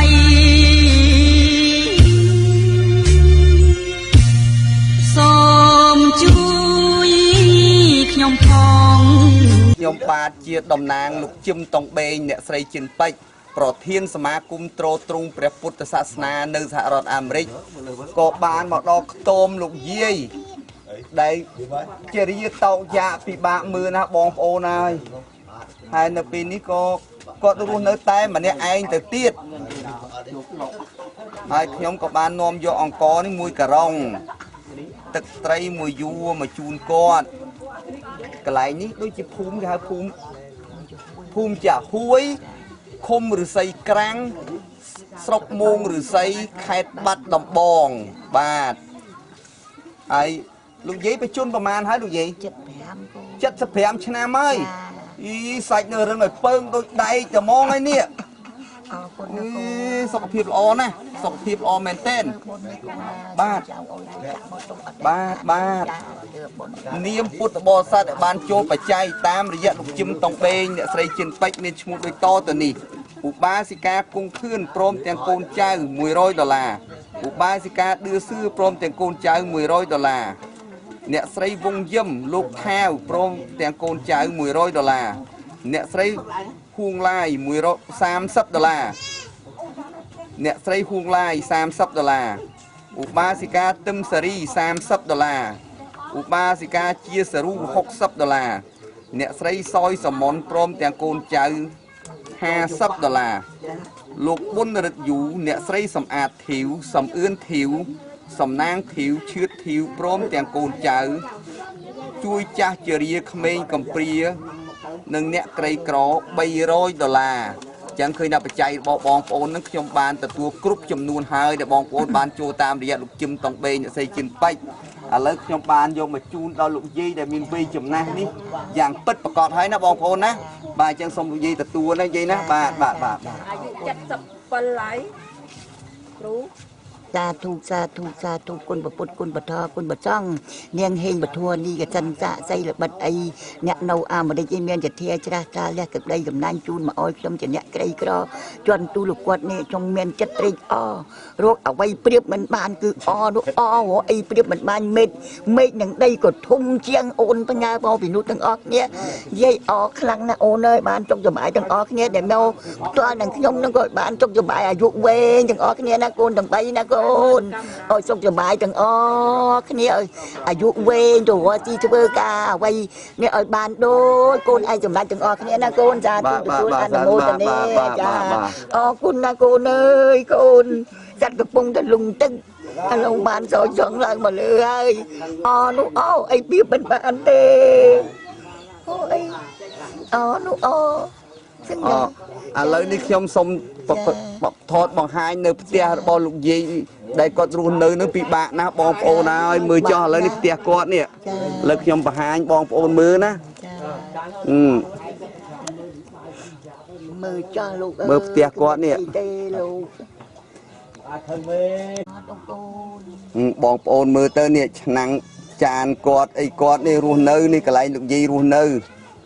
បងប្អូនមើលឃើញណាគឺថាគាត់អត់ណាស់បងប្អូនហើយ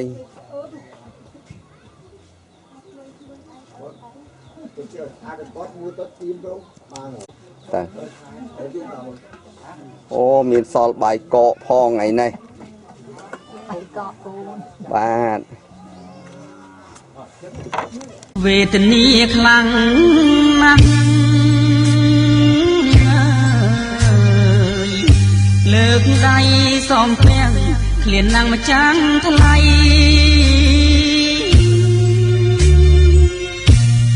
សូមជួយខ្ញុំផងអ្នកបងតាយាយអស់លោកទាំងឡាយអ្នកម្ដាយបង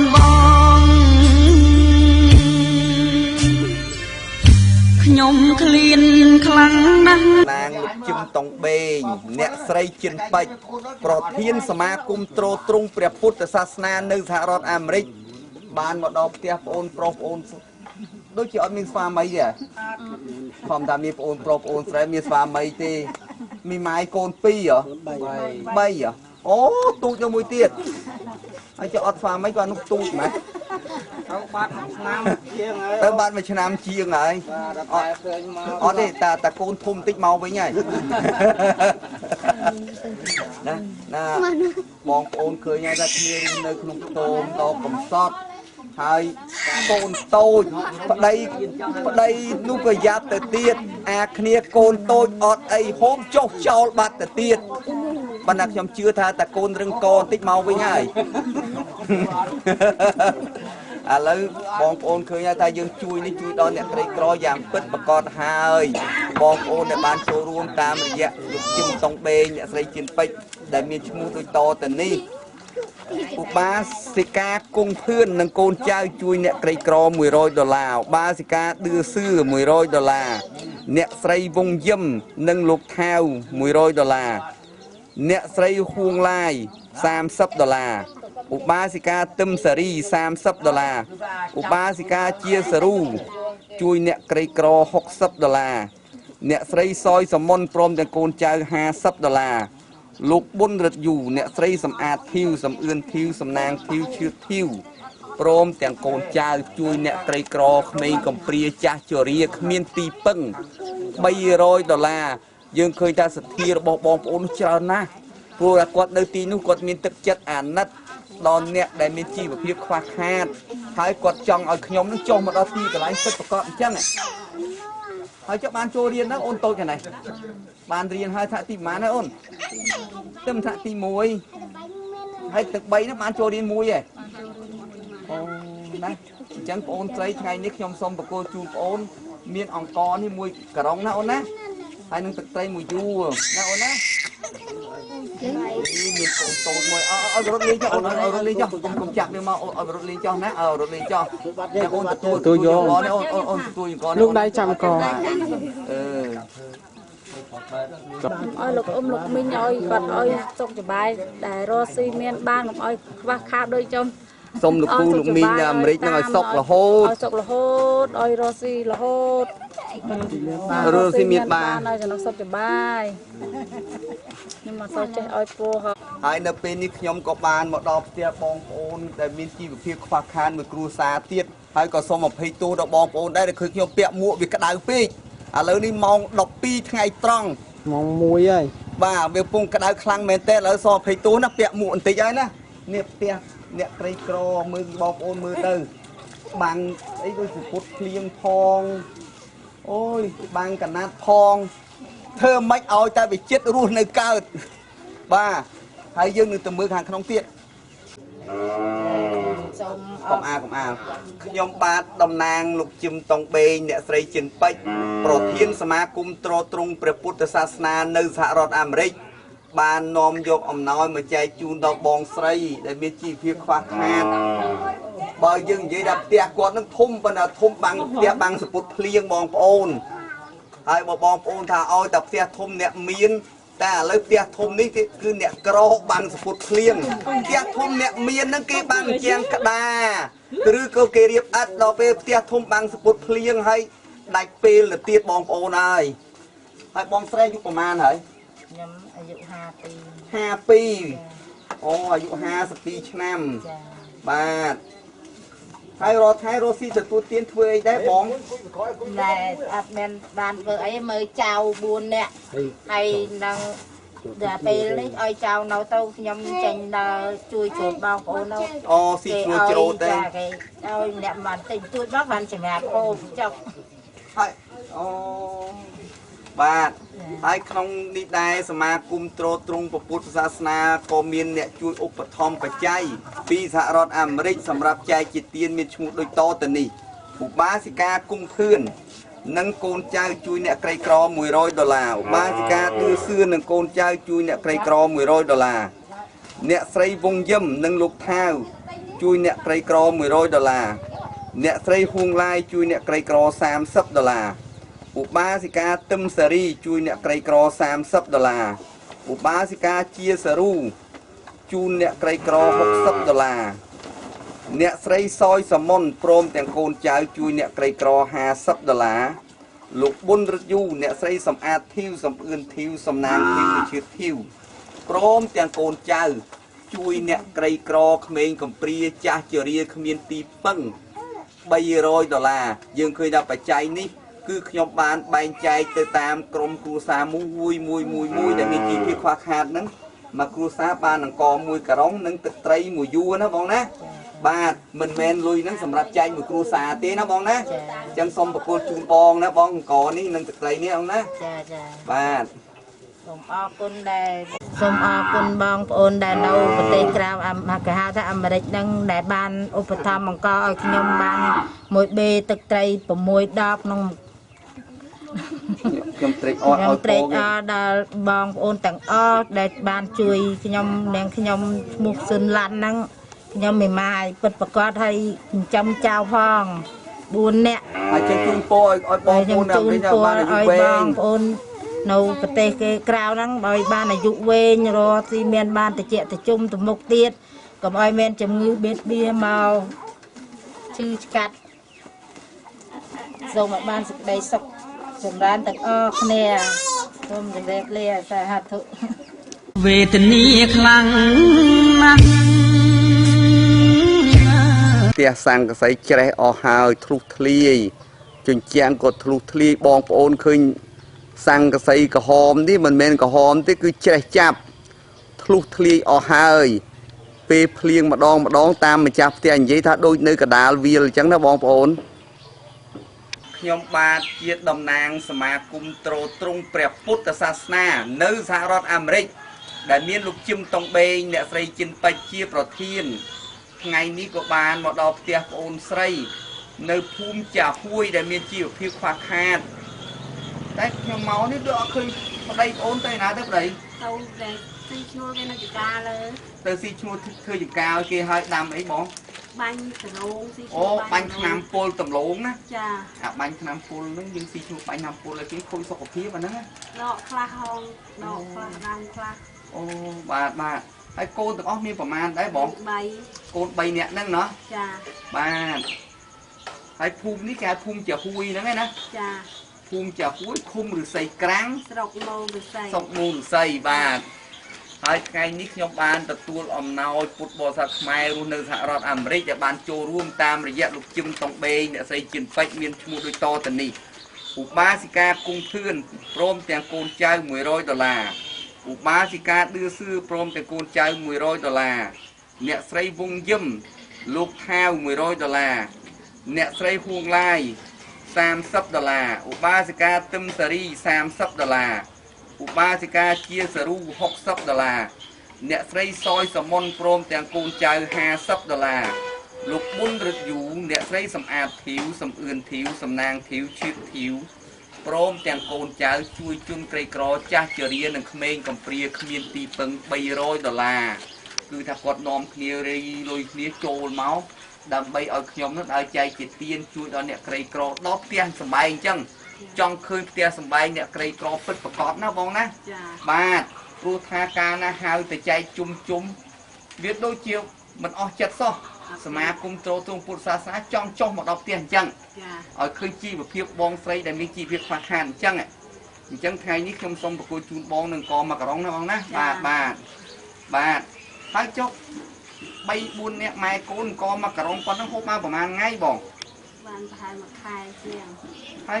ដែលមានខាងណាគេយកអំណោយមកឲ្យទេបងអត់ដែលមានខាងណាយកអំណោយមកឲ្យតរសងចាបាទ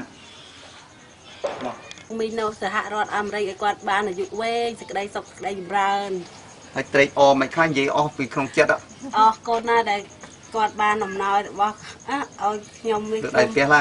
ខ្ញុំអត់មានអីទេខ្ញុំអរគុណហើយទៅតាមមិនទៀត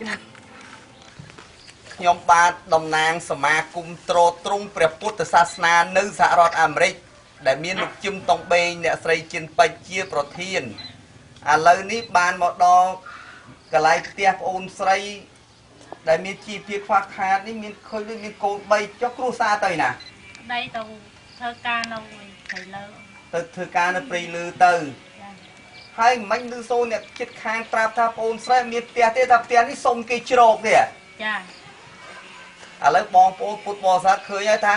នេះមិនក៏ឃើញផ្ទះធំឥឡូវហ្នឹងអ្នកជិតអ្នកខាងនេះគេប្រាប់ថាផ្ទះនេះគ្នាសុំគេជ្រោកទេដល់អញ្ចឹងទៅខ្ញុំយកអំណោយមកចែកជូននេះមិនដឹងជាទៅចែកជូននេះណាមានតែនឹងបដ ாய் ទៅ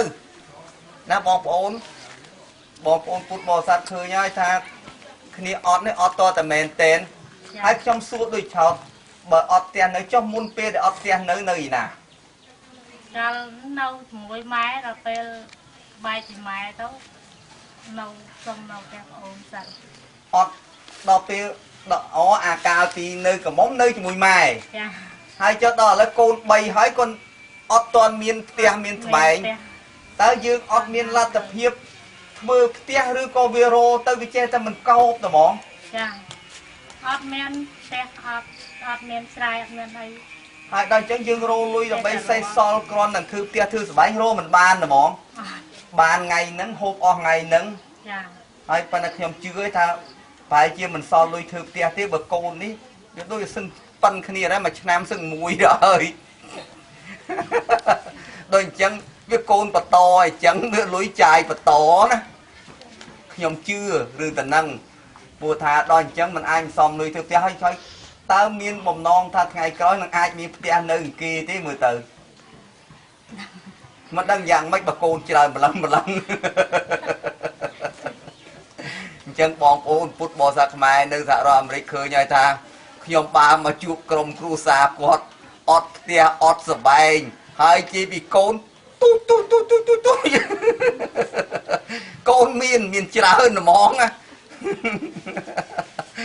ហើយក្នុងនោះដែរក៏មានពុទ្ធបរិស័ទខ្មែររស់នៅសហរដ្ឋអាមេរិកបានចូលបច្ច័យតាមរយៈលោកជឹមតុងបេងអ្នកស្រីជៀនពេជ្រមានឈ្មោះដូចតទៅនេះឧបាសិកាគង់ភឿនព្រមទាំងកូនចៅ$100ឧបាសិកាឌឺសឿនិងកូនចៅ$100អ្នកស្រីវងយឹមនិងលោកថាវ$100អ្នកស្រីហួងឡាយ$30ឧបាសិកាទឹមសារី$30ឧបាសិកាជាសារូ$60អ្នកស្រីសយសមុនព្រមទាំងកូនចៅ$50លោកប៊ុនរិទ្ធយូអ្នកស្រីសំអាតធីវសំអឿនធីវសំណាងធីវឈឿតធីវព្រមទាំងកូនចៅជួយចាស់ជរាក្មេងកំព្រាគ្មានទីពឹង$300គឺបច្ច័យទាំងអស់ហ្នឹងគឺគាត់ឲ្យខ្ញុំដើរជួយដល់អ្នកក្រីក្រគ្រប់ទីកន្លែងឥឡូវនេះក៏បានមកដល់មិនដឹងជាហៅក្រីក្រឬក៏អានេះក្រហួសប្រមាណព្រោះថាវាអត់មានស្អីជាសំអាងដីធ្លីក៏អត់ផ្ទះក៏អត់តែសម្បត្តិមនុស្សសម្បូរណាបាទអានឹងប្រហែលជាយើងកន្លងមកបានធ្វើបុណ្យដាក់សម្បត្តិមនុស្សបាទអញ្ចឹងថ្ងៃនេះសមាគមទ្រទ្រង់ពុទ្ធសាសនាសូមជូនបងអូនស្រីនៅអង្គមកការ៉ុងនិងទឹកត្រីមួយយួរណាបងអូនណាបាទពូមីងនៅអាមេរិកសូមឲ្យមានដីសុខដីចម្រើនឲ្យគាត់មានជំងឺកាត់អីកុំឲ្យគាត់មានជំងឺកាត់អីមកវាបៀនបើវាជាឆ្ងាយឲ្យគាត់បានដីសុខដីចម្រើនបាទហើយចង់និយាយហើយខ្ញុំក្រណាខ្ញុំគ្មានអីទេបើបានគាត់ឲ្យជួយឧបត្ថម្ភខ្ញុំហ្នឹងបានកគាត់ហូបហ្នឹងបានហើយណាវេទនាខ្លាំងណាស់លើកដៃសំពាំងឃ្លានណាំងម្ចាំងថ្លៃ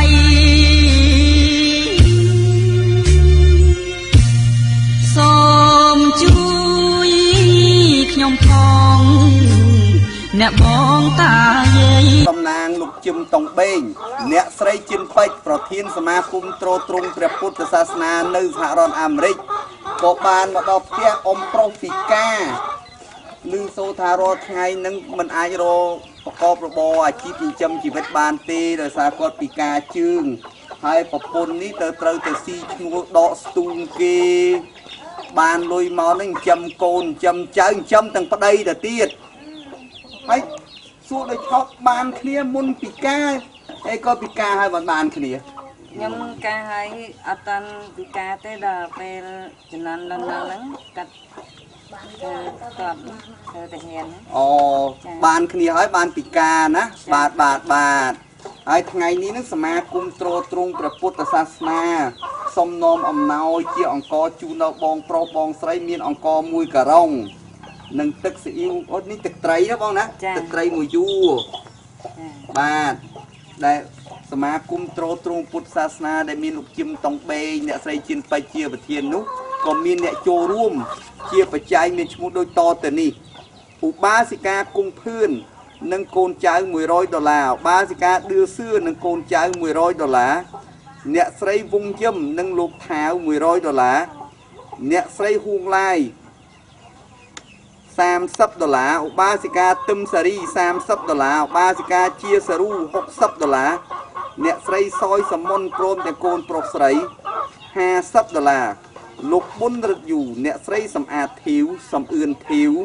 សំណាងធីវឈឿតធីវព្រមទាំងកូនប្រុសស្រីជួយជន់ក្រីក្រចាស់ជរាក្មេងកំព្រាគ្មានទីពឹង$300លុយទាំងអស់ហ្នឹងគឺខ្ញុំបានបែងចែកដល់អ្នកក្រីក្រអ្នកខ្វះខាតគ្រប់ទីកន្លែងជាក់ស្ដែងដូចក្នុងថ្ងៃនេះគ្រាន់តែភូមិចាហួយនេះខ្ញុំចែក11គ្រួសារហើយបាទនេះកន្លែងបងនេះភូមិចាហួយហ្នឹងឯណាភូមិចាហួយឃុំឫស្សីក្រាំងស្រុកមោងឫស្សីខេត្តបាត់ដំបងបាទអញ្ចឹងសូមប្រគល់អំណោយនេះជូនបងប្រុសបងស្រីណាបងណាបាទអត់ទេជូនពរលោកយាយលោកតាដែលនៅសហរដ្ឋនោះឲ្យបានសុខភាពល្អបរិបូរណ៍ឲ្យគាត់មានកម្លាំងបរិបូរណ៍រស់ស៊ីមានបានបានហើយសុខភាពគាត់ល្អ ដាច់ត្រេកអរទេដែលបានទទួលអំណោយច្រើនដល់ម្លឹង ខ្ញុំត្រេកអរណាស់លោកពូ ហើយរាល់ថ្ងៃដែលមានខាងណាដែលយកអំណោយច្រើនដល់ម្លឹងមកប្រគល់ឲ្យទេ អត់ទេ ទើបតែសមាគមទ្រទ្រង់ពុទ្ធសាសនាទេដែលឲ្យអំណោយច្រើនអញ្ចឹងណា ចា បាទប៉ុណ្ណឹង ខ្ញុំត្រេកអររាល់អ្វីព្រៀបមិនបានទេ បាទអញ្ចឹងខ្ញុំបាទជាតំណាងជនក្រីក្រអ្នកខ្វះខាតទាំងអស់ក៏សូមជូនពរដល់ម្ចាស់អំណោយដែលមានសទ្ធាជ្រះថ្លាធ្វើជាទាននេះសូមទៅណាមកណារកស៊ីទទួលទានជួបប្រទះតែសេចក្តីសុខនិងចម្រើន វេទនាខ្លាំងណាស់